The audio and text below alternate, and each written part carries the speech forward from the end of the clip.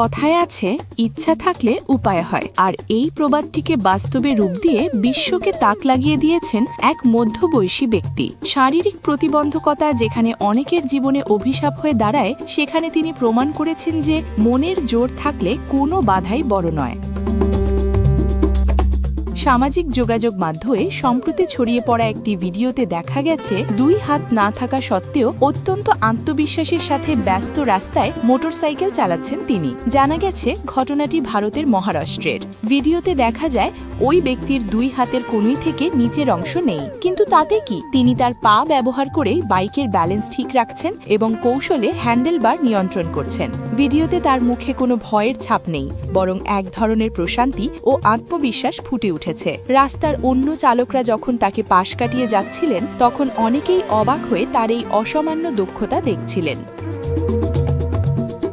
তবে এই ধরনের সাহসিকতা অনুপ্রেরণাদায়ক হলেও ট্রাফিক আইন অনুযায়ী এটি বেশ ঝুঁকিপূর্ণ। বিশেষজ্ঞদের মতে বিশেষ চাহিদা সম্পন্ন ব্যক্তিদের জন্য মডিফাইড বা বিশেষভাবে তৈরি যানবাহন ব্যবহারের নিয়ম রয়েছে। তা সত্ত্বেও নিজের জীবিকা বা যাতায়াতের প্রয়োজনে তার এই অবিশ্বাস্য কৌশলটি সবার নজর কেড়েছে।